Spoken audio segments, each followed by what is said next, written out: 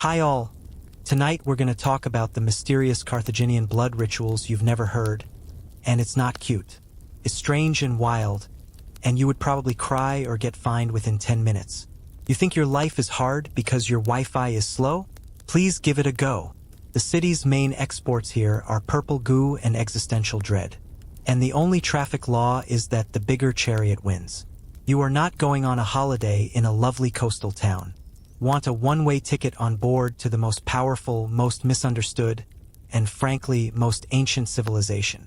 A location where striking it rich is likely to be trading a tin than to a panicking war elephant en route to a union meeting for a tantrum. You will not survive this with your dignity intact. So, before you kick back and relax, like the video and subscribe if you like what I do here. Please tell us where you are watching and what time it is in the comments. Extra kudos if you're tuned in while faking busy work. We've all been there. It's time to snack, silence mom, and get weird together. The first thing that hits you is the smell. It's not just one type of stink.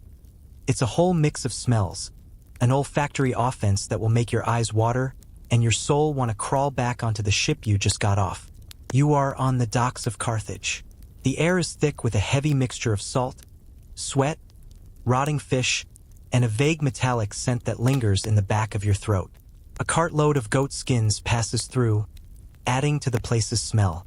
Somewhere, a tub of rotting fish guts, the ancient equivalent of ketchup, bubbles, adding such an awful smell that it could actually be used as a weapon. You take a shallow breath and immediately regret it. Welcome home. You try to get your bearings, but the port is pure chaos. Muscular men who look as though they have been chiseled out of wood are unloading large merchant ships, and their shouts sound lost in the noise. They throw giant clay containers with two handles, filled with olive oil, wine, or grain, onto the stone quay or platform. The clay container is known as an amphora. Every third one looks like it's about to slip and fall over into 1,000 pieces, creating an expensive mess everyone can enjoy. Small fishing vessels dance between the big cargo ships. The owners fix their nets and shout insults at each other. The language used sounds like furiously gargling gravel. Carthage wasn't just a little port. It was the hub of shipping and trade for the whole Western Mediterranean. If you needed anything from Spanish silver to British tin and African ivory, it came through here with a steep tariff. Shouldering your dusty bag, you try to squeeze your way into the city proper. It's like swimming through a river of humans. The people in the crowd are all kinds. There are Phoenician merchants with their stern looks. They are dressed in long, dyed robes with fingers glittering with gold rings. Then there are wily, tattooed Numidian mercenaries watching you with unblinking stillness. Easygoing Greek traders arguing loudly over the price of pottery and waving their hands around furiously. You feel like a heavily invaded tourist in the biggest farmer's market ever. Everyone seems to have a purpose in life while you don't. You trip and almost smack your face into a basket of live chickens. The pup's owner, a woman with more lines than a pug, gives you a look that could curdle milk. First, you say sorry in your schoolbook Punic, which makes it sound like you're asking her to marry your goat. She shakes her head and says something that's probably a curse on your entire bloodline. The city itself rises from the port like a jagged tooth. Here, the urban planning was more like find a place and build up than anything else. The streets are narrow, winding alleys, more like canyons between towering apartment blocks called insulae. The buildings must be 6, maybe 7 stories high, made of mud brick and timber, leaning against each other like a bunch of drunkards. A street with balconies full of drying clothes is always kept in darkness. The surface under your sandals is a mixture of dirt, gravel, and patches of unspeakable things you really don't want to touch or identify. The sticky. You decide not to look down. The place's official name is Carthage, which literally means new city. Whoever was in charge of marketing for the civilization that challenged the world-conquering Romans certainly did not get the memo. A local notices you staring and tells you this is Dido, the queen who escaped from Tyre and set this whole thing up by tricking a local king. He tells how she purchased as much land as an ox hide could cover, then cut the hide into a thin thread several miles long to encircle the rest of the hill as you climb. It's a great story, a total girl boss moment. However, another guy spits and says that is only a foreigner's fairy tale. Historians still believe Queen Dido was an imaginary character created by the Romans to justify their victory over the Carthaginians. However, they have been unable to find any hard facts to support this theory. Paraphrase this, 12 Words was talking about crime. He says, "The kid sees him every day. Your legs are burning. Your back is slick with sweat. The noise is a constant hum. A racket of life with merchants peddling wares, children screaming, donkeys braying like a fire alarm. You're beginning to understand that privacy isn't a thing here. You can smell dinner fish or beans because many windows are open. You hear arguments between entire families and see directly into people's living rooms. It's a bit like being on a reality show, which all of London is participating in, except you just got illicitly voted off the island and are living in the production's trailer with the pissed-off cameraman.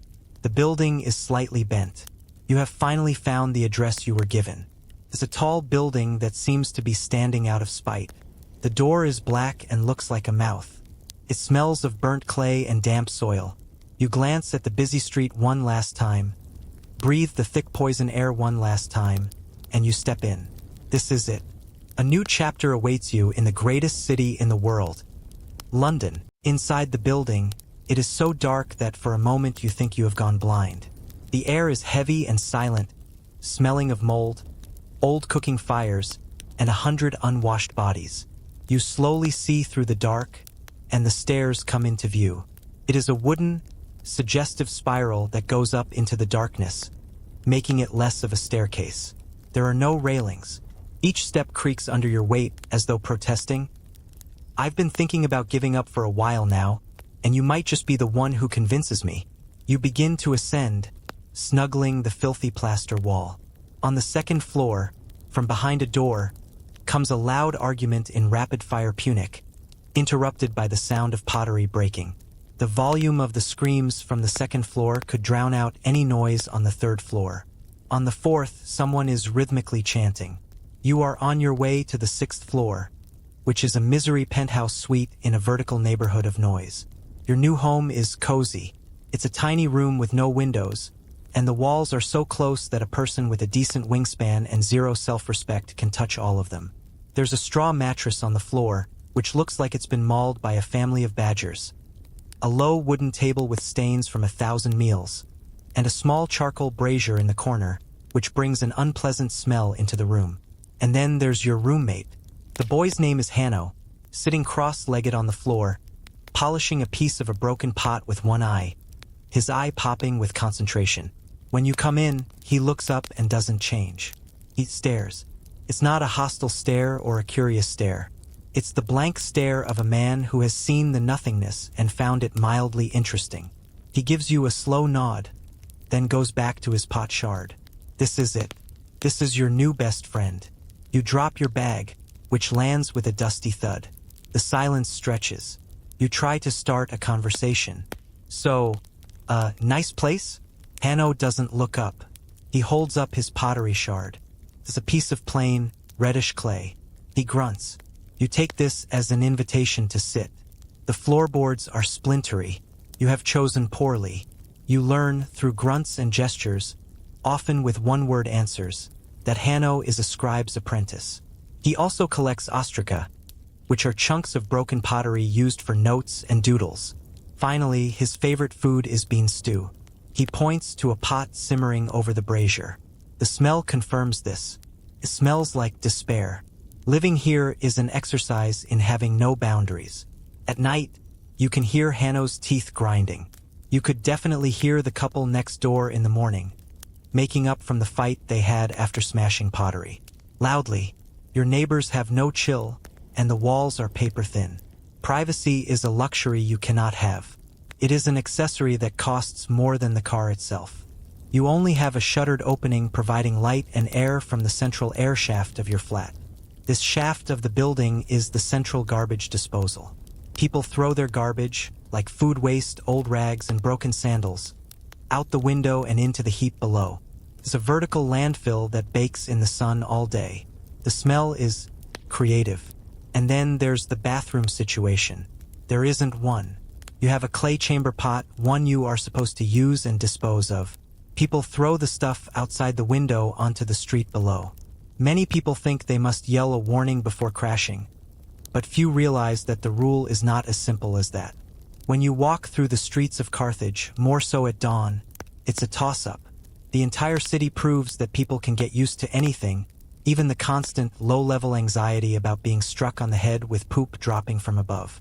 Historians continue to dispute whether the richest tenants on the ground floor had private bowls connecting to a rudimentary sewage system, or whether even 1%ers were just as shitty as everyone else, only with better pots. In truth, the only thing you can imagine that might make you smile is a Carthaginian oligarch avoiding a shower. One night, you wake up thirsty. You reach for the water jug and find it empty. Hanno is awake already and sitting in the darkness, looking at a wall. You ask him where the water is. He points a single, bony finger upwards, the roof. Of course, to get on the flat roof of the shed where they collect rainwater in the cisterns, you have to step out through the window, walk along a rickety ledge, and climb the last few feet. It's a fire hazard, a health code violation, structurally unsound.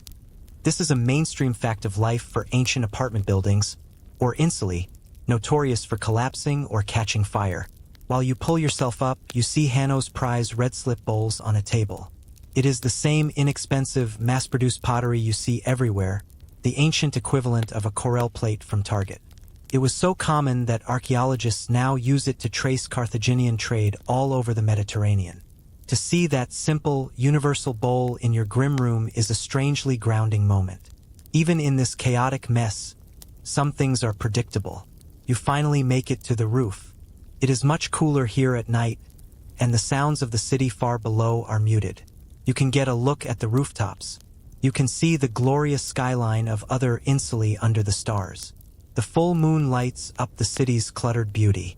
You can see lights from other flats and hear a distant lyre being poorly played. For a moment, it's almost peaceful. A splash suddenly sounds from below on the street, followed by someone angrily yelling. As you fill your jug from the cistern, you do your best not to think about what kind of bird funk sits in it. As you turn to go back, you see Hanno has followed you. He's not looking at the city. He looks toward the east. There, at the edge of town, a low hill rises. Fires burn steadily and flicker there. He mutters two names, a low rumble in his chest. Baal Hammon, Tanit. He makes a peculiar motion with his hand. Then he turns and hurries back down into the darkness of your shared room, leaving you on the roof with a dubious jug of water and an uneasy feeling. The next morning, Hanno is a different person. The nutter who used to pot polish listlessly has been replaced by a guy with frantic energy 10 times more disturbing.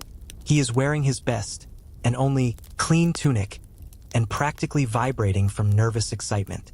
He presses a little dry bread roll into your palm for breakfast, saying, "We go." Now, you don't get to vote on the gods. You're pulled out of the apartment room and thrown back into the morning chaos, which is somehow more chaotic than the afternoon chaos. Hanno winds his way through the twisty streets with new confidence, pulling you along like a dog that does not obey its owner. He mutters to himself a quiet list of names and protests of innocence. You aren't just going to some temple. You are going straight into the spiritual nervousness of this city. You enter a large complex of temples but don't know where to go. There are no marble pillars, serene statues of benevolent deities. This place is busy, noisy, and a bit dirty commercial area. It's a holy marketplace. In the outer courtyard are stalls selling all that a devout Carthaginian needs. All throughout the streets, there are vendors selling all sorts of little clay figurines of the gods, amulets that are hand and eye shaped to ward off the evil eye, and of course, the most important, a sacrificial animal. The sharp bleating of goats, the soothing coo of doves, and the jubilant hoot of the chicken create a heavy sound. It smells like a petting zoo that has had a very bad day. Your sandals get stuck to the stone floor, which is slippery from spillages of all kinds, animal poop, likely goat pee as well. Just think about it. It's not an amazing experience when all our senses are sad. Hanno leads you closer to a stall that sells little tablets. For a small, unremarkable slab of limestone, he spends a good 5 minutes bargaining with the seller. According to popular history, these temples were not only for puja but also an economic enterprise. The priests were bankers and landlords who played important roles in the local economy. They rented out temple lands and received huge fortunes from donors. Not only was your donation good for your soul, but it was also a tax-deductible donation to one of the largest corporations in the city. Hanno puts down his life savings, a few bronze coins. He plucks them out from a small pouch and pays for his steel. He holds it like it's the most precious thing in the world. The main attraction here is Baal Hammon and his consort Tanit, the divine power couple of Carthage. You see their symbols everywhere. Baal Hammon is the big boss, the lord of the altar of incense. An unpleasant-looking, white-bearded old man on a throne. He's the god of weather, fertility, and the sky. He is basically the godlike CEO who controls the rain. In a semi-arid area, he determines whether you will eat or starve. You get on his bad side, and your crops turn to dust. No pressure. Then there's Tanit. The symbol of her is everywhere. It is a simple geometric shape. A circle over a triangle with a horizontal line in between like a stick figure wearing a very wide dress. Paraphrase this 16 words. She's called the face of Baal, and she's the goddess of the moon, fertility, and childbirth. She's the protector of the city. As a couple, they are the ultimate power couple. The king and queen of heaven who control the fate of Carthage. Hanno leads you towards the inner sanctum. The people gradually leave and the sounds of the market low chant from within the temple, hypnotic in nature. The air is filled with the intoxicating scent of burning incense, frankincense and myrrh that gets so thick in the air it makes you dizzy. You see priests in white linen with shaved faces and an emotionless visage. They don't look like friendly local vicars. They look like some kind of cosmic bouncer who will smash you if you look at them wrong. Hanno clutches his steel to his chest, his knuckles white. He's sweating, and you realize you are too. It's not just the heat. It's a powerful place. So powerful that it often gives you that eerie feeling with goosebumps appearing on your limbs. You catch a glimpse of a quirky, fringe tidbit of kooky religion. Off to the side, where overlooked and ignored symbols go, is a shrine to Shadrapa, the god of healing.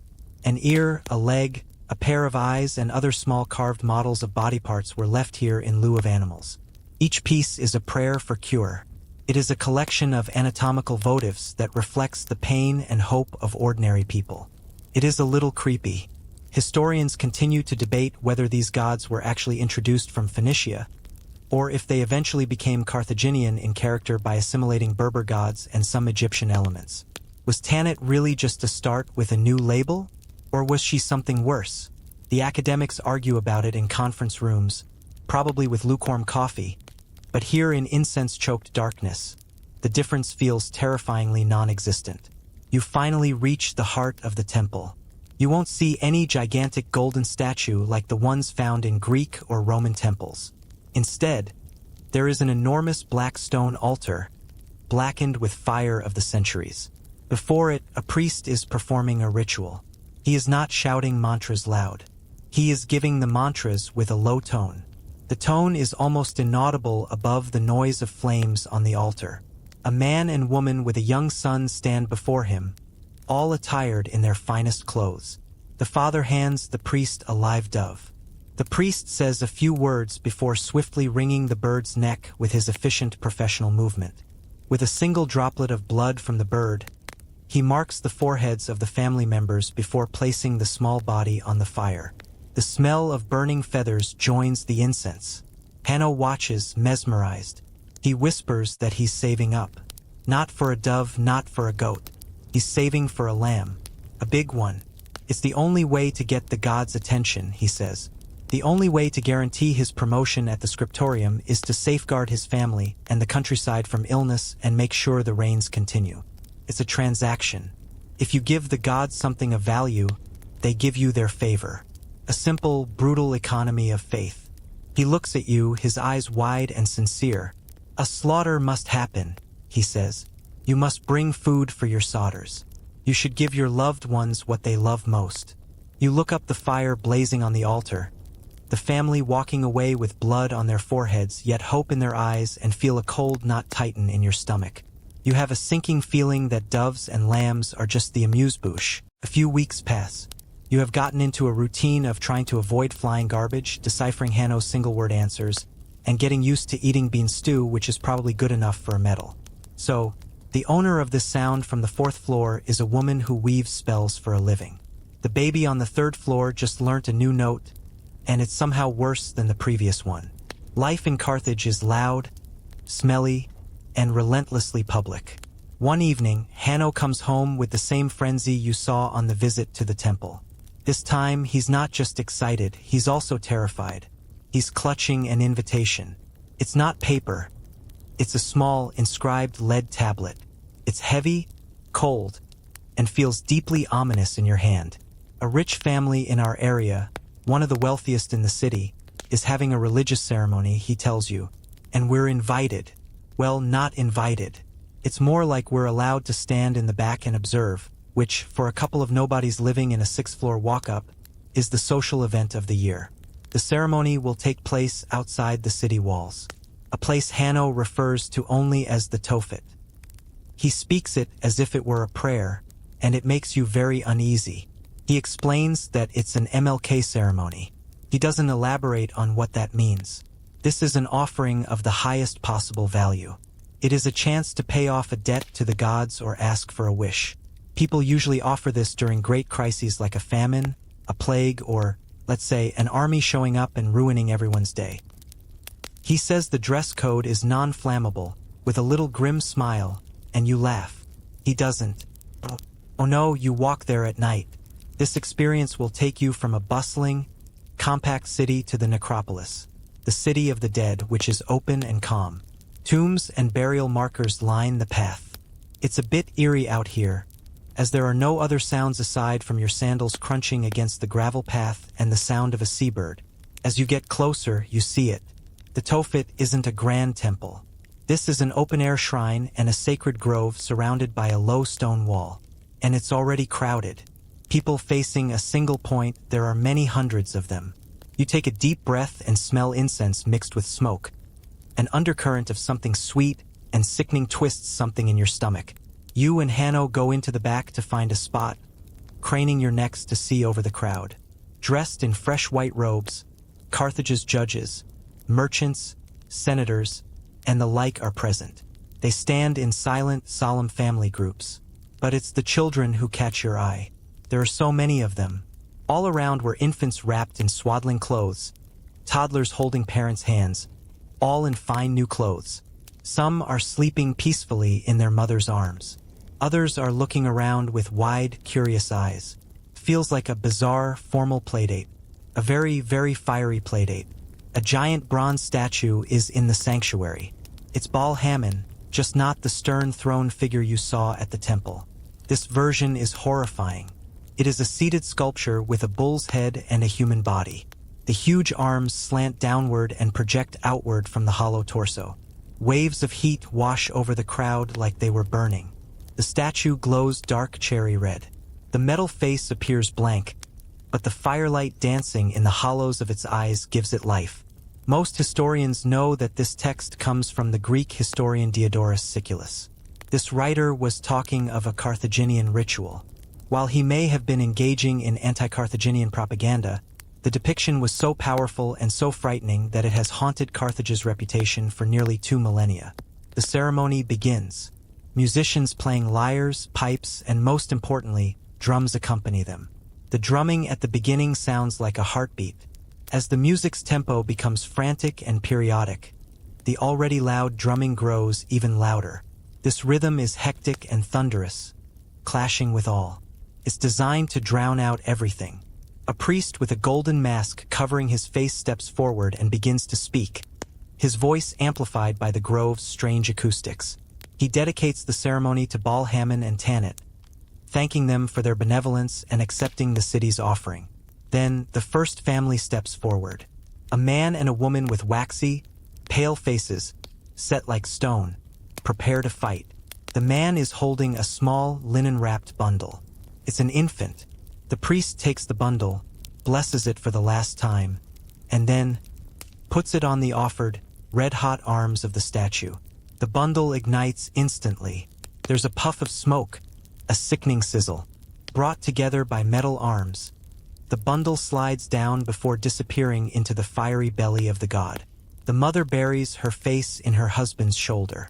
He stares, unblinking, at the statue.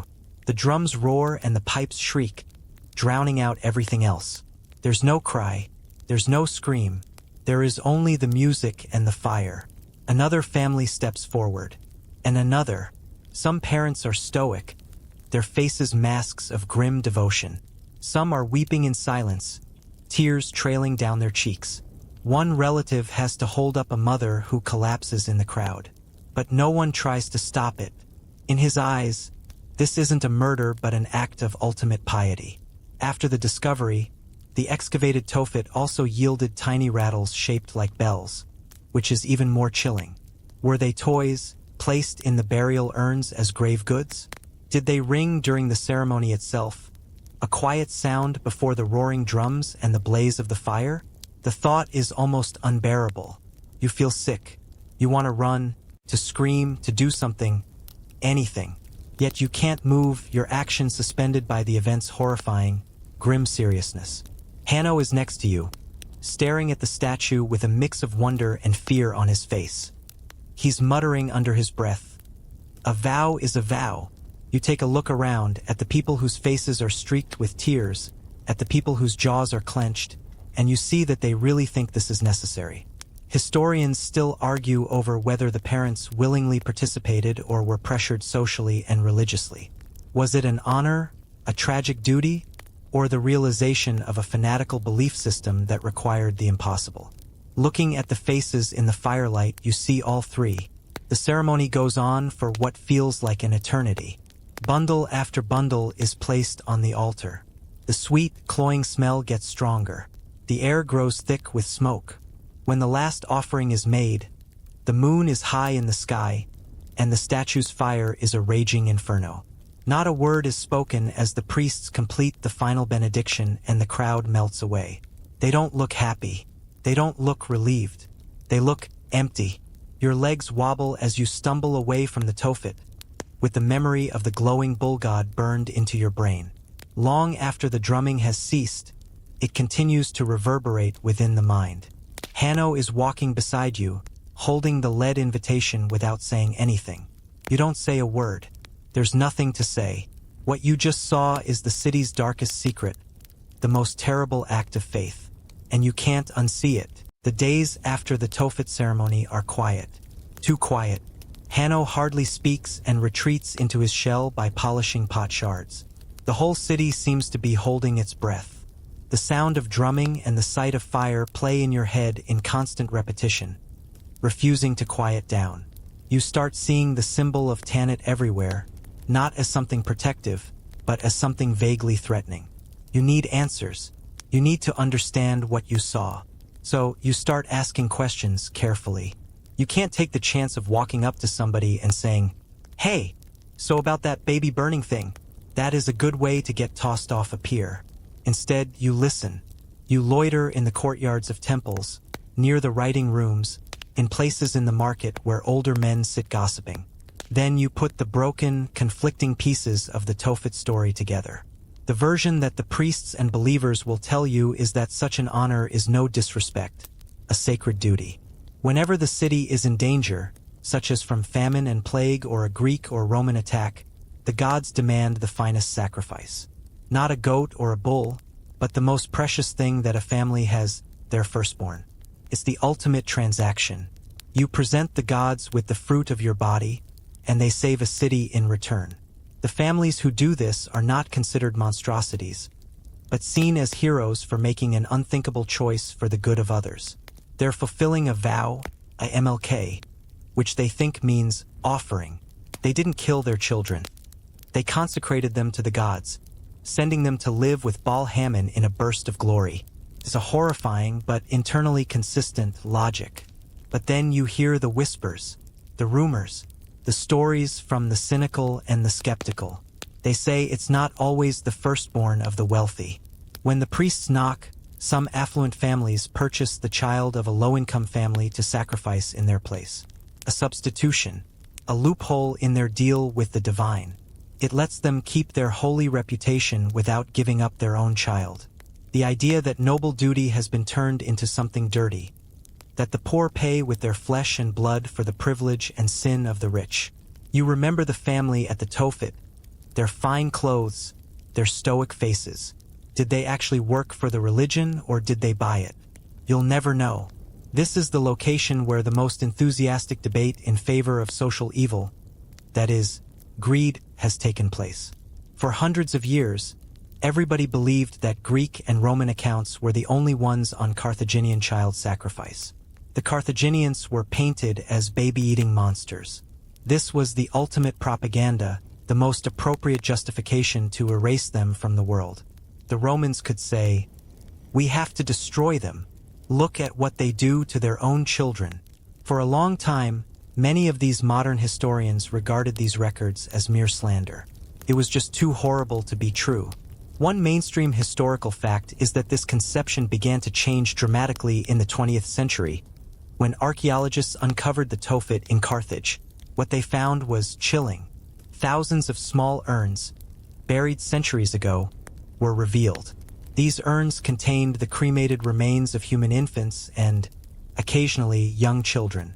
Near them were the stelae, the stones you saw Hannibal buy in the shop, dedicated to Baal Hammon and Tanit, often inscribed with "He heard my voice and blessed me."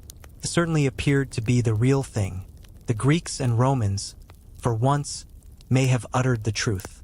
It was a great graveyard wherein the skeletons of sacrificed children were found. Case closed, right? Not even close.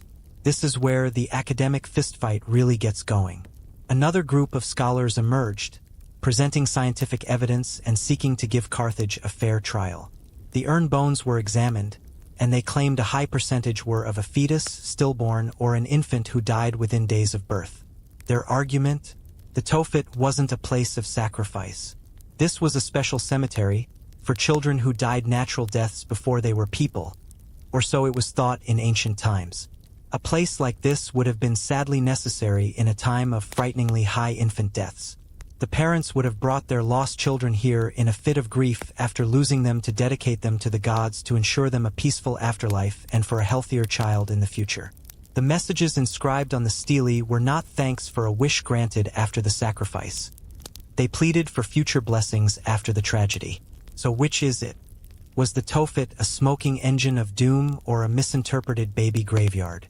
Historians still debate whether the evidence suggests these babies were widely sacrificed as part of a system, or if they were helped to die. The debate gets nasty. Experts refer to each other as either a media monster or a simpleton. They write ugly journal articles and subtweet each other's footnotes. It's the craziest war of minds you can imagine. On top of that, there is the fringe tidbit, which complicates matters even more. Some of the urns don't contain human remains at all.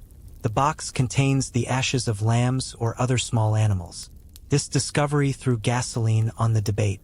The graveyard camp argued, "Look, they substituted animals for children who were meant to be buried there, maybe for symbolic reasons." The sacrifice camp replied, "No, you fools. This proves substitution was an option. The rich were buying lambs to sacrifice instead of their actual children. The animal bones prove both theories and neither. They are the ultimate archaeological troll. You are at the harbor looking at ships trying to process it all. The truth likely lies in the ugly, messy middle. It could have been a graveyard that, during a crisis, began being used for sacrificial purposes. Maybe it was both all along. Perhaps the urns on display contain the tragic victims of disease, and the one right next to them a child, given to a hungry god. You think of Hanno, his desperate piety, his talk of a vow. You think of the family in white robes. You think of the tiny terracotta rattles. The ambiguity is almost as bad as the certainty would be. Was your new home a city made of monsters or a town made of grieving parents? Or was it somehow both at the same time? The waves crash against the quay, indifferent. The city makes a humming noise behind you, a place of business and prayers, a place of life and, as you know now, a particular kind of dying. Okay, let's all take a deep breath and take a break from the hellish baby pit of existential despair for a bit. The whole Tophet situation is definitely taking the prize for most screwed up ancient world ritual. But it's not the only creepy thing going on in Carthage. The average Carthaginian didn't spend the weekend at an MLK ceremony. The citizens' earthly spiritual life was not very glamorous, but like Americans can be, extraordinary. It involved lots of revenge, superstitions, and goats. Life was pretty darn awful, and medicine basically consisted of herbs, wishful thinking, and more herbs. The gods? Apparently not too much more reliable than your average betting man. So, people took matters into their own hands.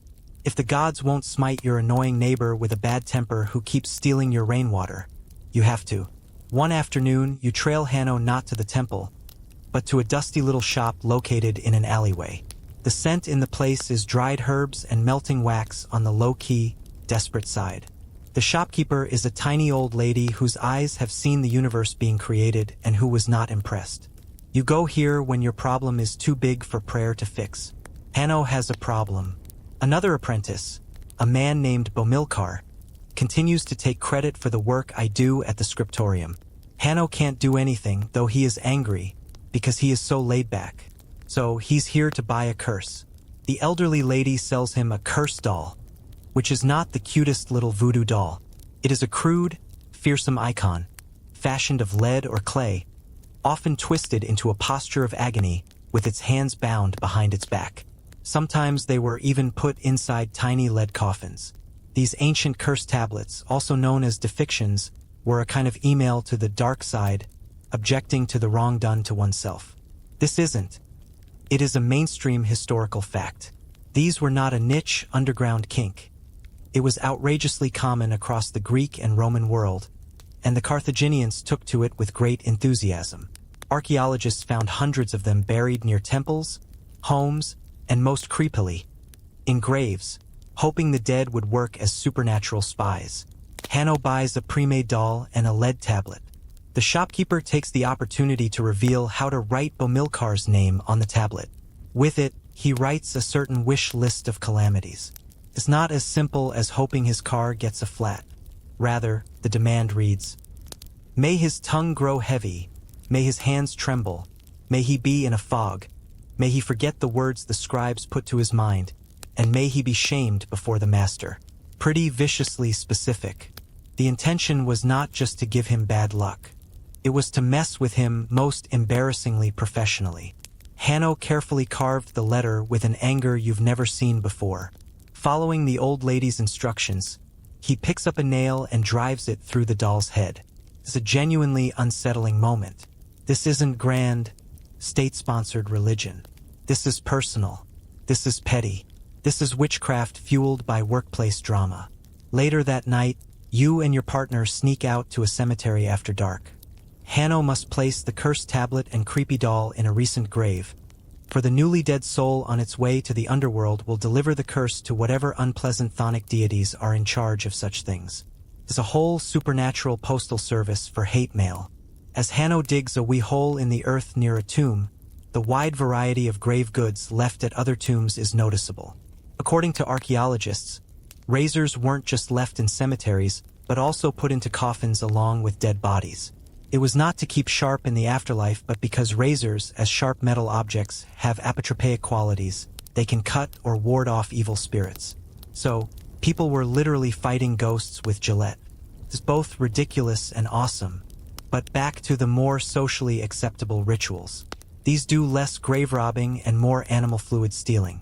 Killing and offering animals was common in Carthaginian worship. It was a daily, constant, and very public affair. You can't walk a block without running into a tiny neighborhood shrine with a charred altar and a fresh bloodstain. Goats were popular. Doves were a budget-friendly option. Lambs were for when you were serious. A big bull? It was a big event, a corporate-level donation to the gods. Every time the same, you take an animal to the priest does the ritual slaughter, and so on. A part of the animal would get burnt on the altar as God's share, leave the rest. You've got to take it home for dinner. That's right. A religious sacrifice was also a barbecue. After the somber ceremony, the relatives would roast the remaining flesh for the pot. It was a way for regular people who couldn't often afford meat to get their protein fix from Baal Hammon. It was a ritual meal, a way of sharing a feast with the very gods. Although the sacrifice appears brutal to us, in the eyes of its inhabitants, It was an important part of the city's social and economic fabric. It included a bloody package of religion, community, and sustenance all in one. Historians are not in agreement over whether the real reason for making these smaller, more frequent sacrifices was genuine piety or a clever protein distribution system that pre-refrigeration society needed. Was it for the gods' pleasure or for a good steak? The arguments resemble a battle between theologians and economists, and are very funny. You get to see this firsthand when Hanno's uncle comes visiting from the village. He's had a good harvest and wants to thank the gods. He buys a goat that is extremely filthy and extremely noisy, which he then ties up in your small apartment for the night. The goat then eats half a straw mattress belonging to Hanno and leaves a few unsavory gifts of its own on the floor. It's the worst house guest you've ever had. The next day, you all troop to the local shrine. The priest gets his due, a generous portion is reserved for the altar, and you are sent home with half a goat. Hanno's uncle uses some herbs and spices to cook something over the fire. Thus, for the first time since your arrival, you eat something other than bean stew. It's delicious. Here you are, having a goat rib, trying to ignore the fact that this morning it was a mattress-eating sentient creature. It's a moment of profound cognitive dissonance. You partook in a sacred ritual, you're enjoying a rare feast, and the whole thing seriously weirds you out. This, you realize, is Carthage. This city can scare you and feed you both in the same afternoon. You should keep an eye on Bomilcar tomorrow to see if his tongue has begun to feel heavy yet. Having Hanno in my life with his cursed doll and goat sacrificing ways is one thing. That's merely life in the cheap seats. You begin to wonder about the people occupying those luxury boxes, the 1%ers. The people who really run this glorious mess of a city are in the shadows. Carthage takes pride in being a republic, not a kingdom or an empire, in theory. In practice, a small collection of unbelievably wealthy families who had gotten their fortunes from sea trade, silver mines, and enough dubious practices to make a shady politician blush ran the place. The true power that wielded influence everywhere was the one behind the throne. When you and Hanno get hired for a small job, this is when you get your first look at this world. A wealthy merchant needs copies of some documents, so Hanno, as the scribe's apprentice, is on this job. You follow along to get him ink and carry his bag. The merchant's home is not a small apartment in a fire trap. The villa is spacious and located near Bursa Hill, which is the best part of the city. It features a central courtyard with a bubbling fountain, mosaic flooring depicting mythological scenes, most likely of rich gods, and murals in bright colors. The air smells of flowers and money, so different from the fish gut and despair smell of your own neighborhood. The owner of the house is a man named Mago. A man is reclining with a drink in his hand in a Greek cup while waving a fan of palm leaves. Gold shines from every part of his attire. Moreover, his body looks soft as he has never washed a plate in his whole life. He oozes a lazy, confident power. While Hanno copies the shipping manifests in detail, you're left to stroll around in the courtyard without looking like a thief. You see enslaved people scurrying about, silent and efficient. You watch as the children of Mago, decked in tiny versions of their father's pricey robes, play on a board decorated with finely carved ivory pieces. This isn't just wealth, it's a dynasty. According to mainstream accounts of Carthage's government, Carthage was led by 2 judges elected annually, known as Sophetes. The Romans call them kings, with their usual contempt. Their power, however, resembles a cross between a president and a chief justice. They were imagined to command the army, preside over the Senate, and serve as the public face of the state. While it sounds like everyone's right, the catch is that the job is unpaid. Essentially, only the ultra-wealthy could afford to occupy that position. It was a system designed to be run by men like Mago. Mago is in conversation with the senator, who has a hawkish face and a shark smile. You don't hear what you're not meant to hear. Instead, you're a pro at it. They're not talking about the purpose of philosophy or the good of the state. They are discussing a grain shipment from Sicily, a silver mine in Spain, and making a donation to a certain general to ensure that his loyalty is secured. It is a fine lesson in docile corruption. They never say bribe. They say gift, offering, or gesture of goodwill. 2,000 years before today's politicians mastered it, They invented, not a bribe, a political donation.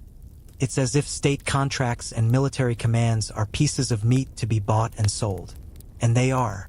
In Carthage, wealth and political power were virtually synonymous.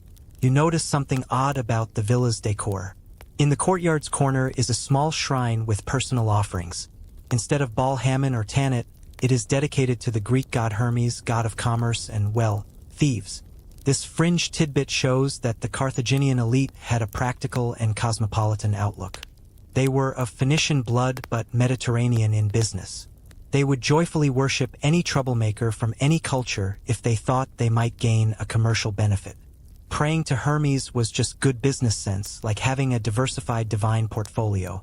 It shows that all their derived religions were, really and ultimately, for profit. As the afternoon wears on, a dispute arises. Another merchant comes in, furious, and accuses Mago of cheating him on a tin delivery. The argument gets heated. They don't shout. That would be undignified. Instead, they fight openly but quietly threatening each other with invoking the insane version of the law or something like that here. Mago grins his lazy grin and proposes that they take it to the Court of the 104. This was Carthage's Supreme Court, a council of elders who held office for life. Initially intended to prevent power-hungry generals from becoming dictators, it became a powerful body that could put anyone on trial, including Sephites. It was the ultimate check on power. Or was it? There is still debate among historians over whether the Court of 104 was a noble institution of justice or the oligarch's last resort. Was this a balanced council of wise elder statesmen? Or a star chamber, which allowed powerful families to eliminate business rivals via spurious, politically motivated lawsuits?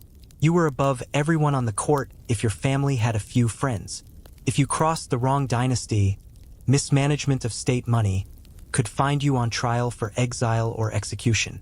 When Mago mentions the court, the merchant gets pale-faced. He knows he can't win there. Mago has more friends than he does.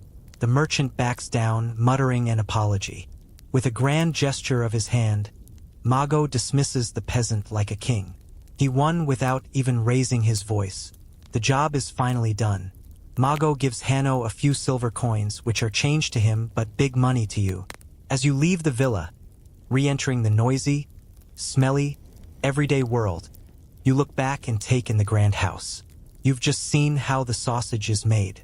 Everything in Carthage, from its great fleets to its mighty armies, is driven by the engines of ambition, greed, and backroom deals. Although the Sephites may be the city's face, the likes of Mago pull the strings. They are the absolute rulers of Carthage, kings by a natural reign, with a kingdom built on silver, tin, and legitimate corruption. You see the few coins in Hanno's hand and back at the villa. The distance separating your world and theirs feels so deep and wide like the Mediterranean Sea. You're beginning to believe that Carthage's wildest things are what you've seen. You have encountered all kinds of strange events, such as cursed dolls, goat roommates, and have also dealt with the passive-aggressive horror of oligarchic politics. You are wrong. You are so wrong. One hot afternoon, the entire city comes to a halt. The streets are overcome with thrill and the pure feeling of fear, all at once. Many people are pushing against a gate in the land. Hanno, who is usually the pragmatic one, is just as clueless as you right now but is going along with it. You're caught in the mass of people moving toward the source of the commotion like you're a fish. And then you see them, and your brain short-circuits war elephants. They are impossibly huge, taller than any building in your neighborhood, wider than a merchant's cart. As they walk, each step is like a little earthquake, a heavy thud that shakes the ground and rumbles through your teeth. They crawl through the gate, a dozen of them, all slow and lumbering. The dust covering these elephants gives their skin a thick, cracked leather look.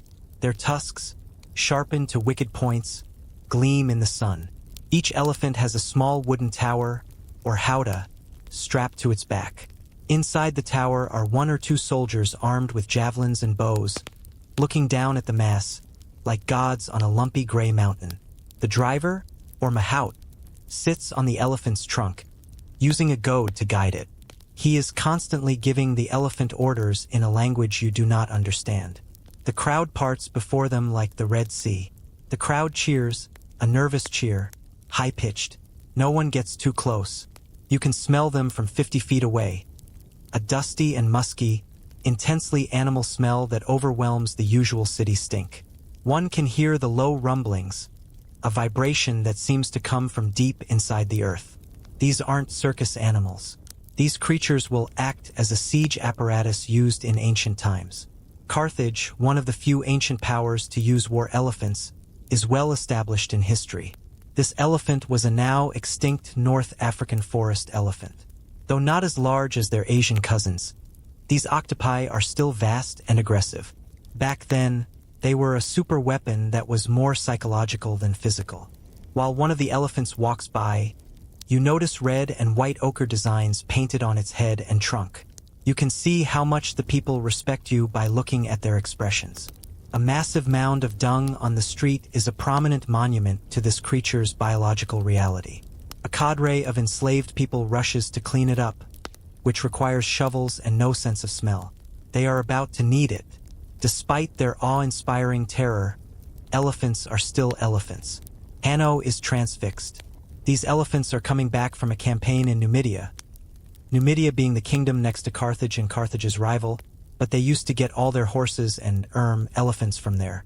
The Carthaginians didn't just find them in the wild and say, "That's a good idea." No, a system for capturing, taming, and training them was used. A strange little tidbit is the possibility of notable state-run elephant buildings. These structures probably had something called elephant aeries. Imagine being the guy in charge of that operation. Your job description reads like, Angry Packeter Management. No amount of bean stew is worth that hassle. The procession impresses the local populace but also sends a scary message to any visiting ambassadors of other cultures. However, upon watching these breathtaking, terrifying creatures, you'll start to notice cracks in the facade. One of the younger elephants, who looks very young, is a bit scared of the noise. Impacting the one in front of it, it distorts a sound like a brass instrument, and in it, trumpets. The mahout pokes it with his goad and shouts to get the elephant back in line. The soldiers hold the howdah tightly, knuckles white with strain. For a second, you see it not as a noble weapon of war, but as a terrified animal in pain being harassed by shrieking monkeys. And that was the fatal flaw of the war elephant. Historians continue to disagree whether elephants were effective weapons of war or just a showy gamble. When they worked, they were devastating. The enemy would run in fear before a horde of chariots.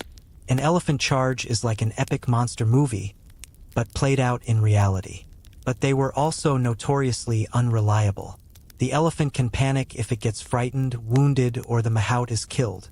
A frightened multi-ton elephant cannot distinguish between friend and foe.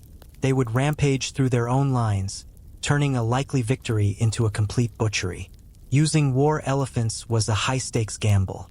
You were basically unleashing a live natural disaster and hoping for the best as it moved. You hear a tale, whispered by a grizzled-looking veteran in the crowd. The Romans did not directly engage the elephants in battle, no matter how ingenious they were. But they opened up gaps in their lines and funneled the elephants through. As the brute beasts ran harmlessly through the water channels, there were Roman soldiers on either side who aggressively pierced them with javelins. They made it worse by continuously blowing trumpets and horns, creating a deafening wall of noise that would panic the animals. The plan worked perfectly. The elephants felt pain and fear, which made them stampede back through the army. The veteran shudders. "We lost more to them than the Romans did," he mutters. The last elephant added a trespasser's stink to the military quarter and a street full of traumatized pigeons. The crowd is separating, buzzing with excitement. You feel a strange mix of awe and pity. What you just saw is one of the most famous and terrifying symbols of Carthaginian power. But you've also seen its weakness. Whales are the perfect symbolic analogy for Carthage. Massively influential, terrifyingly effective, but a deeply unstable contraption, capable at any moment of collapsing in on itself for a spectacular self-destruction. You look at Hanno, whose eyes are still wide with wonder. He sees only strength and glory. You see a very, very big problem on four huge legs. You can't help but feel you recognize that guy who was bold enough to wager the whole fate of a city on them. Discussing Carthaginian war elephants necessarily involves talking about the man who made them famous. The man who gazed at a dozen multi-ton panic monsters and said, "Yes, I will take those for a scenic hike in the Swiss Alps." Hannibal Barca, the boogeyman of the Roman Republic. This military genius was so audacious, so relentlessly singular of purpose, that for over a decade, he maintained the most powerful nation on earth in a state of panic. People in Carthage speak his name with a mix of respect, pride, and a little bit of horror. He is no ordinary general. He is a living legend. He is the town's best defender and, according to some, its biggest blunder. Hanno is a complete Hannibal fangirl, like other Carthaginians. He can recite his wins as if they were the lyrics to his favorite song. The mainstream historical fact that every Roman child learnt to dread is the story he tells you. How, at the age of 9, the boy Hannibal was brought by his father, Hamilcar Barca, to the temple of Baal Hammon. When he was taken before the altar, his father made him put his hand on a sacrificed animal and, swearing on it a blood-soaked oath, made him agree that he would never befriend Rome and would be their enemy for life. It is the most extreme take-your-kid-to-work day ever. This man was a force to be reckoned with, a brilliant thinker who let himself get overcome by hatred. But still, it was never too far from his cruel smirk. You're chilling near the barracks, which might seem like an odd location to hang, except that the gossip is good. The soldiers from Spain and Italy are talking to each other. They don't refer to Hannibal as a remote, godlike commander. They talk about him like he's one of them, but also a not. It is said that he sleeps on the earth, wrapped in a mere soldier's cloak with his men. He eats the same stale bread and sour wine they do. He's the first to enter battle and the last to exit. He can take the heat and floods. He can take hunger and fatigue, too. He's acquainted with the names of his veterans, their families, and the battles they fought together. This leadership approach has helped him secure the passionate loyalty of his assorted, mercenary army.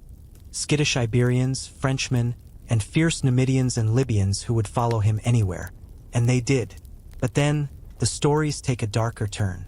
His shrewdness is emphasized, along with his perfidia, a Latin word which signifies not merely faithlessness, but also deep and treacherous cunningness. He is said to have been a master at ambushing, knowing the landscape like the back of his hand and using it to pull off crushing victories. They describe the Battle of Lake Trasimene. In this battle, he hid his entire army in the misty hills alongside a lake shore. Thereafter, he fell upon a marching Roman legion and slaughtered them so completely that the lake was said to have run red. He destroyed his enemies so savagely and elegantly that it was almost a beautiful sight. One strange thing about his campaigns is the use of spycraft and psychological warfare. According to one story, Hannibal's spies in Rome would get themselves arrested for petty crimes to gather intelligence. Apparently, the gossiping criminals and annoyed citizens in the Roman prisons were the best sources of information around. It's a genius, if deeply weird, way to get the scoop. Another story of his winning over the Gallic tribes of the Alps involves a chemical trick he played on people. He would take a wooden tablet with a message written in milk, and when they heated it, the message would become visible. To the Gauls, it was magic. Hannibal considered it simply a device to manipulate people easily. Of course, not everyone in Carthage is a fan. You hear the other side from the merchants and senators, the mago types who would rather fight for larger profit margins than bloody victories.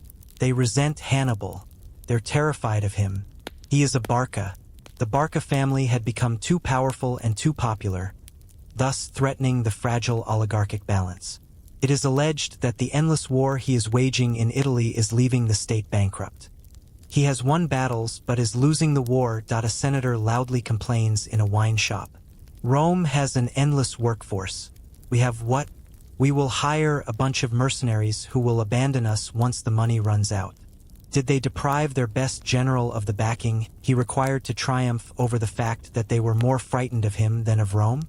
It is a conflict between a military genius and political reality. This is at the core of Carthage's defeat. You are overhearing two senators upset about the vinegar incident. The story, a colossal exaggeration of the Roman historians but too good not to tell, Goes that when a massive rockfall in the Alps blocked Hannibal's army, he allegedly ordered his men to cut down trees, build a giant bonfire against the rock, get it white hot, and then douse it with sour wine or vinegar. The drastic temperature shift reportedly broke the stone, allowing his troops to chisel through it. The senators aren't impressed by the ingenuity. They're horrified. Do you have any idea how much good wine he wasted? One of them says, almost in tears, he tipped a pile of cash onto a rock. For what? So he can keep marching his elephants to nowhere? You see the deep, fatal division within the city. About 50% of Carthage believes that Hannibal is a savior, that he is still alive, and that he has defied the threat. While some see him as a rabidly self-interested rock star, trashing the hotel room that is the Carthaginian Empire, leaving behind a big bill for others to pay. He is not generally recognized as a hero by the ruling class, but the common soldier more admires the general. The greatest strength and deepest weakness of the city is he. While he's winning unwinnable battles in foreign lands, becoming a legend far from home, here at home, his very defeat is being sown. Not by Roman legions but by Carthaginian politicians in frescoed villas sipping Greek wine, worrying about their ledgers, not the world. While you sit coolly in the muck and glory of his home city, you can almost sense the tragedy. The man who vowed to destroy Rome will first destroy Carthage. While Hannibal messes around with Roman skulls in Italy, life must go on in Carthage. The very core of their existence, the city's wealth, and the power that makes the city tick, is not on a battlefield.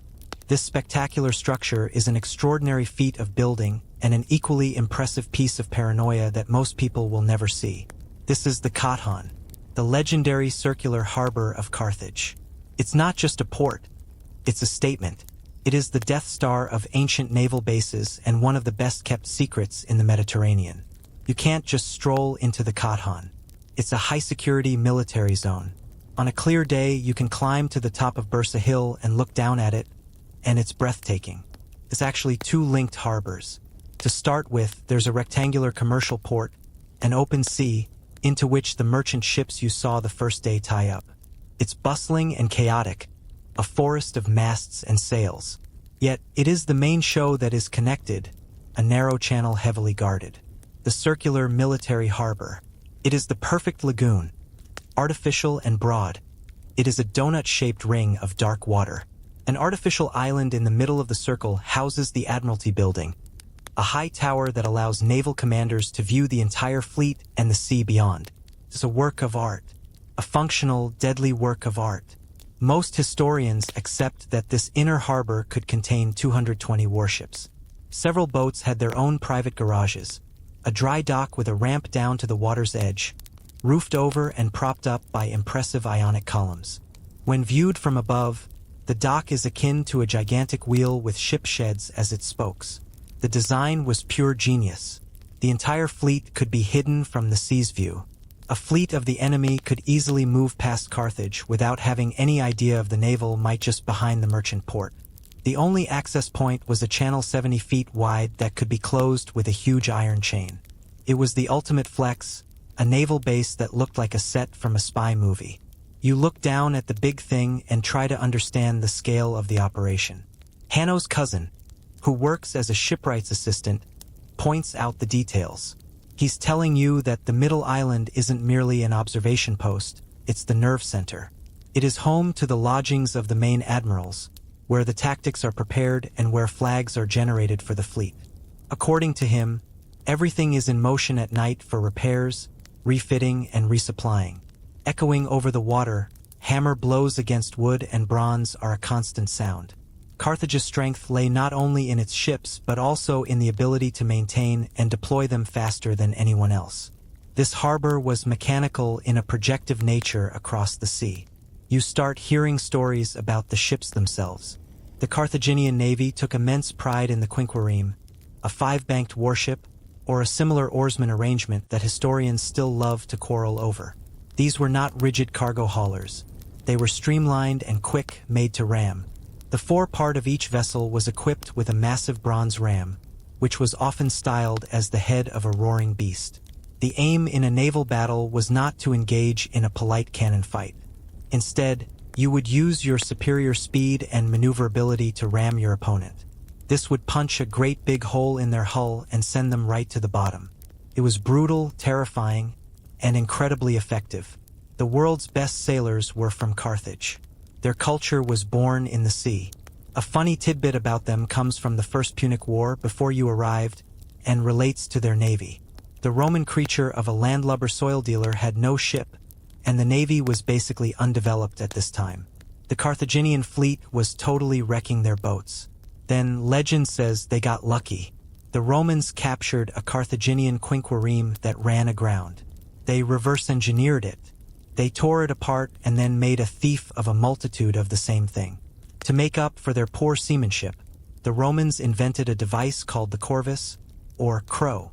When dropped onto an enemy ship, this giant spiked boarding bridge locked the two vessels together and turned an open water battle into a land battle, which they were much better at. It was a brilliant, though awkward, example of copying and originality. The Carthaginians were most likely both angry and awed. Hanno informs you of a feature that was recently added to the Carthaginian security. Some of the ship sheds are now used for something other than ships. Something big. War elephants. It makes sense. To ship your giant live tanks to Sicily or Spain, you require the right vessels and a secure loading area. The thought of an elephant making its way along a narrow gangplank and onto a wobbling ship is disturbing but also comical. How many sailors accidentally fell into the harbor during that process? How do you even convince an elephant to get on a boat? Historians are still not sure if the Carthaginians really built elephant transport ships or just crammed them onto modified cargo ships. Either way, the logistics must have been a nightmare. The Carthage was more than a naval port. It was also a transport hub for beasts. Overlooking from the hill, the cool round water and the ring of silent ship sheets. It looks so peaceful from up here, but you know it's a coiled spring. This is the source of the money that pays for Hannibal's army, the source of the grain that feeds the city, and the final defense against a world of enemies. It aptly depicts the duality of Carthage, a city both merchant and warrior. The outer harbor is for making money. The inner harbor is for breaking things. One can't exist without the other. This city-state is not just a place. It is a perfectly calibrated machine that operates in commerce and war. And the Carthage is its beautiful, deadly engine. You think it wouldn't run long like that before it overheats. Based on what you know of the Romans, along with their stories of ship designs gone missing, I suspect you will. The Carthage and Hannibal's army don't run on good vibes and blood oaths. They run on money, mountains of it. And the story of how Carthage got so filthy rich is, like everything else here, a little bit brilliant and a little bit gross. The city's entire economic model is built on two things: dominating the sea lanes to trade everything under the sun, and one particular, very stinky snail. You're about to get a whiff of how the magic happens, and you're gonna want to hold your nose. One day, Hanno's uncle from the countryside comes back to the city, not with a goat, but with a cart full of wool. He's taking it to the dying quarter, a district of the city that you learn to locate with your eyes closed because the smell will guide you there. As you get closer, the usual city miasma of fish guts and human misery is replaced by something far more potent. It's a sharp, foul, chemical stench, a mix of ammonia and rotting seafood that physically assaults your nostrils. This, my friend, is the smell of luxury. This is the smell of Tyrian purple. The dyeing vats are located on the outskirts of the city, for obvious reasons. No one wants to live next to this.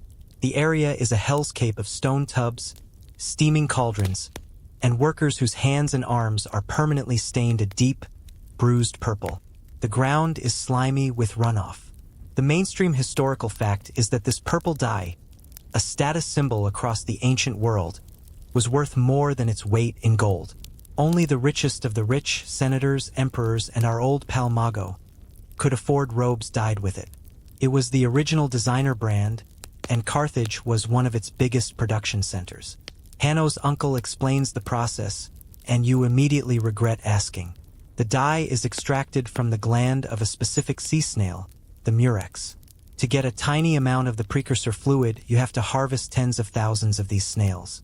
You then have to crush them, leave their rotting bodies to bake in the sun in vats of salt water and urine, Yes, urine, the ammonia helped fix the color, and let the whole disgusting soup ferment for about 10 days. The resulting goo produces an incredibly vibrant, color-fast purple that doesn't fade. It also makes a stench so powerful that ancient writers constantly complained about it. Being a purple dyer was a lucrative but deeply unpleasant job. You look at the workers, their faces grim, and realize they are literally turning rot and pee into gold. But it wasn't all just purple snail goo. Carthage's real genius was in trade. They were the Amazon Prime of the ancient world. Their sailors were legendary for their skill and their secrecy. They had a monopoly on the trade routes to the west, particularly to Spain, which was rich in silver, and all the way up to the Tin Islands, what we now call Britain. A quirky fringe tidbit about their trade practices was their use of silent trade. When dealing with tribal peoples in Africa or Europe who didn't share a language, Carthaginian merchants would reportedly unload their goods on a beach, retreat to their ships, and light a smoke signal. The locals would then come, inspect the goods, and lay down what they considered a fair amount of gold or other resources. The Carthaginians would return, and if they were happy with the offer, they'd take the gold and leave. If not, they'd retreat again, and the locals would add more gold until a deal was struck. No words exchanged, no arguments, just a simple, elegant system of barter that protected their trade secrets and minimized contact. Of course, not all their trade was so polite. You hear whispers in the port about their other business practices. They were not above a little light piracy if a ship from a rival city strayed into their waters. Their contracts were notoriously one-sided, and they were masters of the market manipulation. One story you hear from a bitter-looking Greek merchant concerns a Carthaginian captain being tailed by a Roman ship, trying to discover the secret route to the Tin Islands. Rather than let the secret out, the Carthaginian captain deliberately steered his own boat onto a shoal, wrecking it. The pursuing Roman ship, following too closely, also wrecked. The Carthaginian captain and his crew survived and were later fully reimbursed by the state for the loss of their vessel and cargo. The state considered it a small price to pay to protect its monopoly. It's a level of corporate commitment that is both admirable and terrifying. This obsession with controlling trade and keeping secrets led to some bizarre behavior.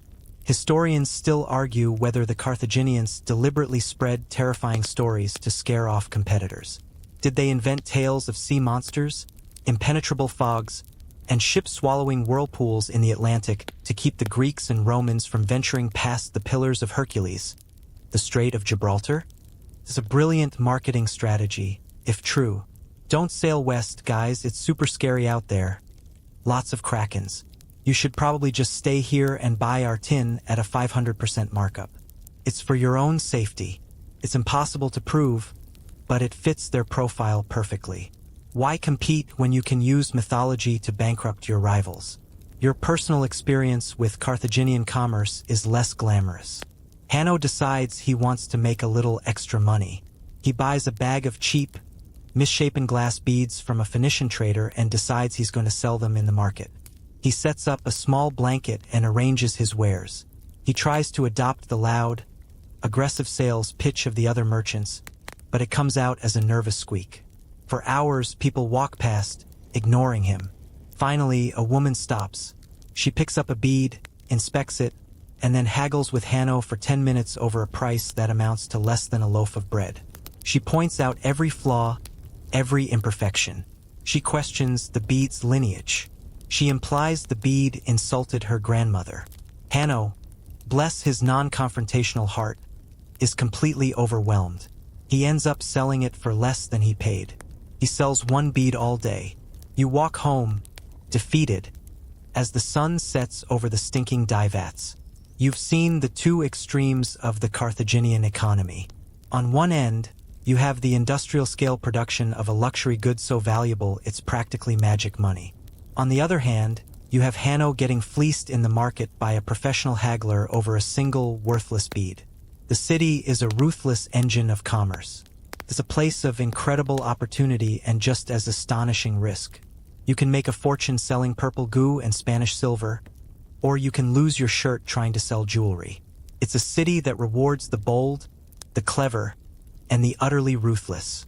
Hanno, you realize, is none of those things. and you're just glad you don't have to smell those snails ever again.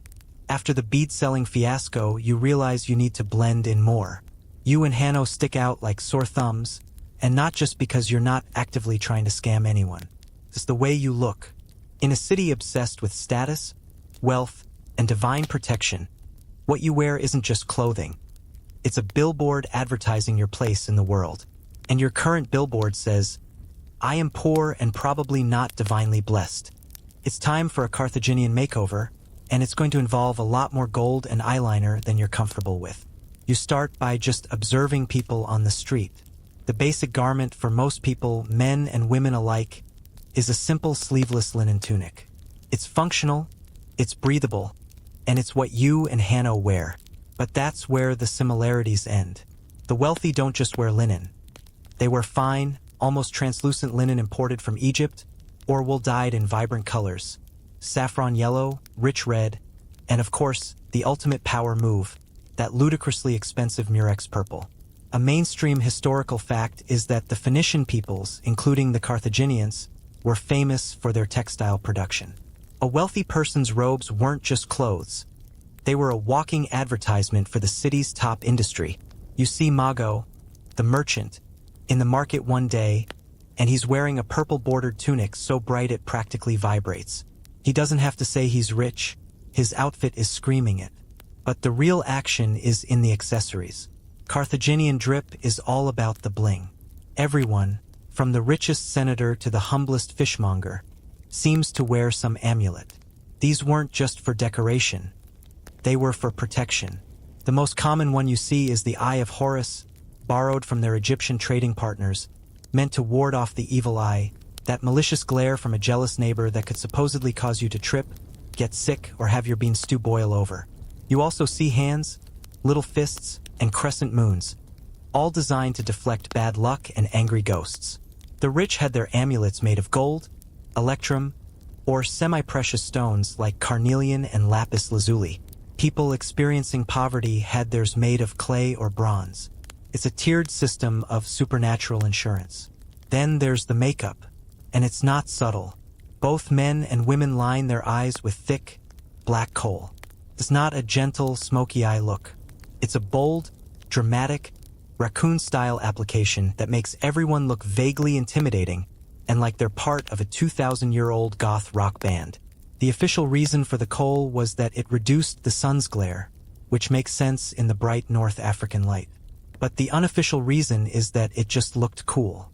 It made your eyes pop and gave you an air of mystery. Wealthy women also used red ochre as a rouge for their cheeks and lips, and sometimes even painted their fingernails and toenails with henna. Forget minimalism. The Carthaginian aesthetic is all about being seen. Hanno, inspired by a desire not to look like a complete peasant, decides to upgrade his look. He can't afford gold, but he spends a few coins on a small bronze amulet shaped like the symbol of Tanit. He hangs it around his neck on a leather cord. Then comes the coal. He buys a small pot of the black powder and a little wooden applicator. His first attempt is a disaster. He pokes himself in the eye, which starts to water, leaving black streaks running down his face. He looks less like a mysterious Carthaginian and more like a crying clown who just lost a fistfight. You try to help him, and you end up looking just as ridiculous. The two of you look in a polished bronze mirror and burst out laughing. You look absolutely insane. This is way harder than it seems. After much practice, you both manage a semi-respectable, if slightly smudgy, application. And you have to admit, it does make a difference. You feel different, more anonymous, somehow more protected in the bustling crowd. You start to understand the psychology behind it. In a city where everyone is watching, judging, and potentially cursing you, the makeup is a mask. It's a form of armor. A quirky and slightly horrifying fringe tidbit about Carthaginian appearance is their dental work. Archaeologists have found skulls with surprisingly sophisticated dentistry. We're talking gold wires used to bind loose teeth together, creating a form of ancient dental bridge. Some skulls even show evidence of dental prosthetics, false teeth made of ivory or animal bone, held in place by gold bands. Imagine smiling and flashing a gold-wired hippo tooth at someone.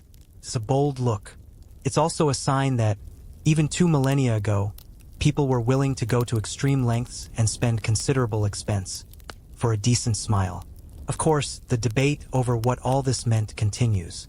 Historians still argue over whether the heavy use of Egyptian motifs, such as the Eye of Horus or the Ankh, was a sign of profound religious syncretism or just a fashion trend. Were they actually worshipping Egyptian gods? Or did they think Egyptian stuff looked cool and exotic? It's the ancient equivalent of someone getting a tattoo in a language they don't speak. Does it have a deep spiritual meaning, or did they like the way the characters looked? The answer is both. Fashion and faith were hopelessly tangled. Your new look gets its first test when you go back to the market. People still ignore you, but they forget you with more respect. You feel less like a target. You even manage to successfully buy a loaf of bread without getting shortchanged. It's a small victory, but it feels monumental. You've started to crack the code. You've learned that in Carthage, style isn't frivolous. It's a tool for survival. It's a language of power, piety, and protection, spoken through gold, glass, and eyeliner. As you walk home, the setting sun glinting off Hanno's new bronze Tanit symbol, you feel a little less like a lost foreigner and a little more like you belong.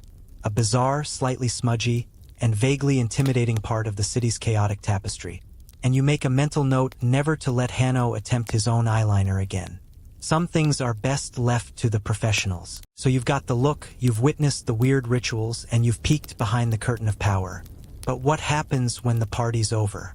What happens when a Carthaginian's time of dodging poop bombs and smelling fermented snails comes to an end? The afterlife was a big deal here. It wasn't a terrifying, gloomy underworld like the Greeks had, nor was it the complex, judgment-filled journey of the Egyptians. For the Carthaginians, the afterlife seemed like an exclusive, eternal VIP lounge, and getting in required the right gear and a good attitude. Your morbid education on Carthaginian death rituals begins when the older woman who lives on the floor below you passes away. She was ancient, had been there forever, and was the source of the rhythmic chanting you'd gotten used to. The silence from her apartment is more disturbing than the noise ever was. Her family, whom you'd only ever seen in passing, arrives to prepare her for the journey. The whole building falls into a respectful quiet. Even the baby on the 3rd floor seems to take a break. Hanno explains that the first step is to wash the body and anoint it with oils and perfumes. It's the final act of care, a way to make the deceased presentable for their meeting with the ancestors. The family carries the shrouded body out of the building and begins the procession to the necropolis, the city of the dead outside the walls. It's not a somber, weeping affair like you might expect. There's grief, yes, but there's also a sense of purpose. A group of professional mourners, hired for the occasion, leads the way, wailing and tearing at their clothes with a theatricality that is both impressive and a little unsettling. Flute players follow, playing a high, mournful tune. The mainstream historical fact is that funerals were major social events, a public declaration of the family's status and their respect for the deceased. A bigger, louder funeral meant a more critical person had died. You follow the procession at a respectful distance. The necropolis is vast, a sprawling suburb of the dead, with tombs ranging from simple stone-lined pits to elaborate, multi-chambered affairs built partially underground. The older woman's family has a modest but respectable family tomb. They place her body inside, along with a collection of grave goods. This is where it gets interesting. They aren't burying her with heaps of gold or treasures. They're packing her a lunch.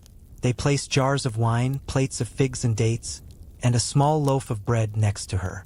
The journey to the afterlife is long, and you don't want to show up hungry. It's a practical, almost sweet gesture. They also include personal items, her favorite clay loom weights, a few simple bronze bracelets, and a polished bronze mirror.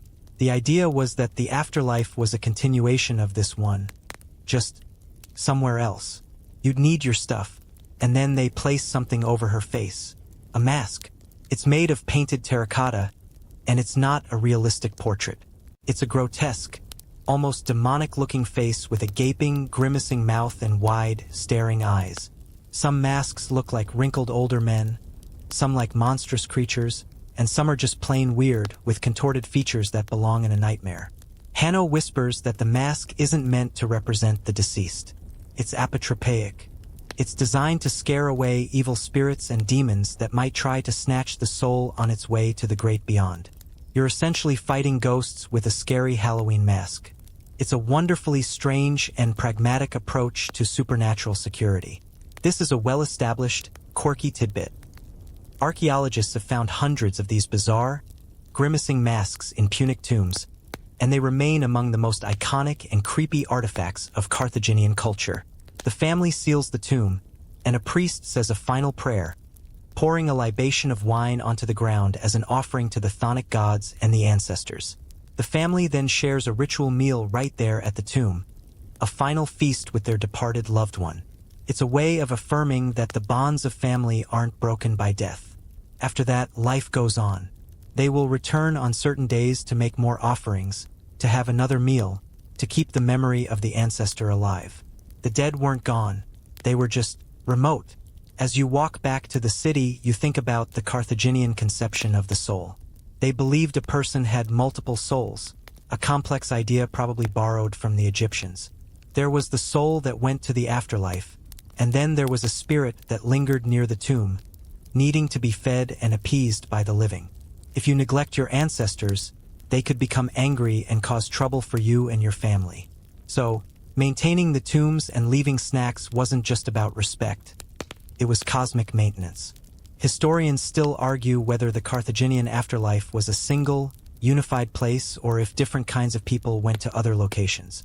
Did warriors go to a special hall? Did priests have their own divine realm? Or did everyone, from Mago the oligarch to Hanno the scribe, end up in the same quiet, ghostly version of Carthage, just hanging out and eating spectral figs for eternity? The texts are vague, and the archaeology can only tell us so much. The most disturbing part of their death culture, however, wasn't for the dead, but for the living. You learn about the practice of osteomancy, or divination by bones. After a sacrifice, animal, one hopes, a priest or seer would read the future in the cracks and marks on the scorched shoulder blades of the sacrificed animal. It was a way to ask the gods and the spirits of the dead for guidance. So, your dead goat wasn't just dinner. Its skeletal remains were a direct line to the divine customer service department. It adds a whole new layer of weirdness to the sacrificial barbecue. You get back to your apartment building. The older woman's room is dark and silent. But you know that in the minds of her family, and in the grand cosmic scheme of Carthage, she's just checked into a new place. A place where she has her mirror, her loom weights, and a good supply of snacks for the road. A place protected by a horrifying ceramic face. It's a strangely comforting thought. Even in death, the Carthaginians were practical, a little superstitious, and well-prepared. And you're pretty sure that if there's a way to haggle with the gods at the gates of the afterlife, they're the ones who would figure it out. The years have been eventful. You've seen things that would make a Roman legionary's therapist quit. You've learned to navigate the streets, the smells, and the social minefields of this beautiful, terrifying city. You've even learned to appreciate Hanno's minimalist conversation style. Carthage feels like home in a dysfunctional, constantly on the verge of collapse kind of way. But the shadow that has been looming on the horizon for your entire time here is starting to get very, very long, the shadow of Rome. The final Punic War, the one that isn't a war so much as a premeditated execution, is about to begin. The mood in the city is grim. Hannibal, the old wolf, was eventually recalled from Italy, defeated not by a Roman army but by one at home on African soil at the Battle of Zama. Carthage lost. They signed a humiliating peace treaty. They had to give up their overseas territories, pay a ruinous indemnity, and, most galling of all, they were forbidden from waging war without Rome's permission. For 50 years, Carthage has been a neutered power, focusing on commerce, rebuilding its wealth, and trying to stay out of trouble. They became the quiet, rich neighbors who want to be left alone. But Rome never forgot, and Rome never forgives. The pretext for the end is almost farcical. The neighboring Numidian king, an ally of Rome, has been raiding Carthaginian territory for years, stealing land and livestock, knowing Carthage can't legally fight back. It's like a cosmic wedgie that goes on for decades. Finally, Carthage has had enough. They raise an army to defend themselves. And that's all the excuse Rome needs. They claim Carthage has violated the treaty. A Roman delegation arrives, and their terms are simple. Disarm completely, hand over all your weapons, all your armor, your entire navy. The Carthaginian Senate, desperate to avoid war, agrees. They strip the Carthage of its remaining ships. They empty the armories. They hand over everything. They are now completely defenseless. Then the Roman consul lands with his army and delivers the final demand. The real demand. The Senate has one more requirement. You must abandon your city. We are going to destroy it. You are permitted to build a new city, but it must be at least 10 miles from the sea. The silence that follows that announcement is the silence of a world ending 10 miles from the sea. For Carthage, a city whose entire existence, its wealth, its power, its identity, is tied to the water, it's not a demand. It's a death sentence. It's telling a fish to go live in a tree. The Carthaginian envoys weep and beg. The Romans are unmoved. The mainstream historical fact is that this final, brutal demand was the spark. The Carthaginians, pushed beyond the breaking point, chose defiance. They decided to die in their home rather than abandon it. What follows is one of history's most epic and tragic last stands. The city that had just handed over all its weapons now has to rearm from scratch. The gates are barred. The people of Carthage turn their entire town into a weapons factory. The temples are melted down for their bronze and gold. The public buildings are stripped of their timber. The women of Carthage, in a legendary act of defiance, cut off their long hair to be braided into ropes for the catapults. Hanno's scriptorium becomes a workshop for crafting shield frames. The Carthage, stripped of its fleet, becomes a frantic, makeshift shipyard where they try to build new ships in secret. You Hanno, everyone, you are all part of the war effort now. Your days are filled with the smoke of forges and the endless, frantic sound of hammering. The Roman siege lasted for 3 years. 3 years of starvation, disease, and desperate, brutal fighting. The Romans, led by the general Scipio Aemilianus, built massive siege works, blockading the harbor and trying to starve the city into submission. The Carthaginians launched daring raids, setting fire to the siege engines, fighting with a ferocity born of pure despair. They fight from the walls, from the streets, from the rooftops. The end comes in the spring of 146 BC. The legions finally breach the walls. What follows is not a battle. It's a week-long massacre. The fighting is street to street, house to house. The Roman soldiers, enraged by the long and costly siege, show no mercy. They kill everyone they find. Soldiers, civilians, men, women, children. The narrow, winding streets you once walked become channels of blood. Your apartment building, the leaning, stinking home you came to know, is set ablaze. You and Hanno are separated in the chaos, smoke, and terror. You run, you hide, you scramble over rubble and bodies, trying to survive in a city that is actively being erased from existence. You find yourself pushed with the last pocket of resistance towards the Bursa Hill, the citadel, the city's ancient heart. For 6 days, the fighting rages, a slow, agonizing crawl up the hill. The Romans have to capture it house by house, burning each one as they go. From the top of the mountain, you can see your city burn, the Carthage, the markets, the temples, all consumed by a sea of fire. The smell of burning wood, of melting bronze, and of death is overwhelming. Finally, on the 7th day, the last 50,000 survivors, out of a pre-siege population of perhaps 500,000, surrender. They are led away to be sold into slavery. A few holdouts, including the Carthaginian commander, retreat to the temple of Eshmun on the summit. They commit suicide, setting the temple on fire and perishing in the flames rather than surrendering. Scipio Aemilianus, the Roman general, looks out over the smoldering, 25-day-long fire that was once the glorious city of Carthage, and he reportedly weeps. He weeps not for Carthage, but for Rome, quoting a line from Homer about the fall of Troy, fearing that one day, some other power will do the same to his own city. And then comes the final insult, a quirky, or rather deeply symbolic, tidbit that has become legend. After the city was demolished, The Romans supposedly sowed the land with salt, a ritual curse to ensure that nothing would ever grow there again. Historians still argue over whether this actually happened or was just a later invented dramatic story. There's no contemporary evidence for it, and salting that much land would have been costly. But true or not, the story captures the spirit of the event. Rome didn't just want to defeat Carthage. They tried to delete it from memory. They tried to salt the earth of history itself. You stand in chains, watching the smoke rise, the sole survivor of your little corner of the world, a witness to the brutal, salty end of a civilization. The smoke clears, the screams fade, the legions depart, leaving behind a field of rubble and ghosts. You are no longer in Carthage because Carthage no longer exists. You are standing in a city's graveyard, a memorscape of what once was. The Romans were thorough. They didn't just sack the city. They dismantled it, stone by stone. The great walls were torn down. The temples were leveled. The Carthaginian was filled in. They spent weeks systematically demolishing 700 years of history, leaving behind nothing but a flat space where a world power once stood. You are a ghost, wandering through the ruins of your own life.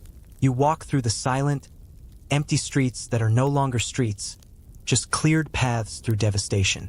You see the ghostly outlines of buildings etched in the dirt. You find the spot where your apartment building once stood. There's nothing there, just a patch of scorched earth and a few scattered broken roof tiles. You look for Hanno, for Mago, for the woman who sold cursed dolls, for the baby who never stopped crying. They are all gone, swallowed by fire or chained and marched away to a life of slavery in a foreign land. You are utterly, completely alone. Decades pass. Or maybe it's a century. Time loses its meaning when you're a lingering echo. You watch as nature reclaims the ruins. Wildflowers grow over the foundations of the villas. Lizards sun themselves on the broken remnants of the temple altars. The great hill of the Bursa, once the citadel, becomes just a hill again. The story of Carthage fades into myth, a cautionary tale told by Roman parents to their children. It becomes a byword for hubris and total annihilation. The city of Hannibal, of Dido, of the purple dye makers and the elephant riders is reduced to a footnote in someone else's history book. Then one day new people arrive. They are Romans. Julius Caesar himself, and later his heir Augustus, decided that this location, this ideally situated piece of coastal real estate, was too valuable to leave empty. So they founded a new city right on top of the old one. Colonia Aelia Concordia Carthago, a new Roman Carthage. They build their own town on the bones of yours. A forum rises where the market used to be. A Roman amphitheater is constructed, its foundations digging into the Punic necropolis, disturbing the quiet sleep of the dead. They built villas with cheerful mosaics, bathhouses, and temples to Jupiter and Juno, rather than to Baal and Tanit. It's a bitter, cosmic irony. Rome, the destroyer, becomes the ultimate gentrifier. You watch them as they build. You see a Roman engineer, surveying the land, scratching his head as his team unearths a layer of small, clay urns. It's the Tophet. The Roman workers stare at the urns, the charred infant bones, the strange, triangular symbols on the stone markers. They whisper the old stories, the propaganda their grandfathers told them, about the baby-eating Carthaginians. They shudder and quickly rebury the site, building a warehouse or workshop on top of it, eager to cover up the grim legacy of those who came before. The city's darkest secret is literally paved over. A mainstream historical fact is that Roman Carthage became one of the most important cities in the entire empire, a major center for agriculture, trade, and eventually Christianity. The land was too good to be cursed forever. You drift through this new Roman city, a Punic ghost in a Latin world. It's cleaner. The streets are wider, laid out in a neat grid. The architecture is grander, all marble and columns. But it has no soul. It has no chaos. It doesn't smell right. You see Roman children playing in the streets, and you wonder if they ever hear the whispers of the past. Do they ever feel a chill as they walk over the place where the fiery statue of Baal once stood? Probably not. You find yourself drawn to the fringes, to the places the Romans haven't completely erased. A quirky fringe tidbit is that even in the new Roman city, some Punic traditions stubbornly survived. Some people still used Punic names. Some farmers in the countryside still spoke the language. And some people, in secret, probably still left offerings at forgotten shrines, whispering the old names of the old gods. You see a Roman woman, worried about her sick child, furtively leave a small clay amulet, shaped like Tanit's hand, at a crossroads. The gods may have been defeated, but the superstitions, the deep-seated fears and hopes of humanity, linger. You float down to the shoreline where the Carthaginian used to be. The circular harbor is gone, silted up and built over. It's just a shallow, marshy lagoon now. But if you look closely, you can still see the curve. The ghost of the harbor is imprinted on the land itself. Historians and archaeologists of the future will spend decades arguing about this place. They will dig and measure, write papers, and build digital reconstructions. They will debate the Tophet, argue about Hannibal's motives, and try to piece together the puzzle of your city from the shattered fragments that remain. They will try to understand what it was like to be you. You stand there, on the edge of the forgotten harbor, as the sun sets. You are the answer to all their questions, but you have no voice. You are the living history they are so desperate to find.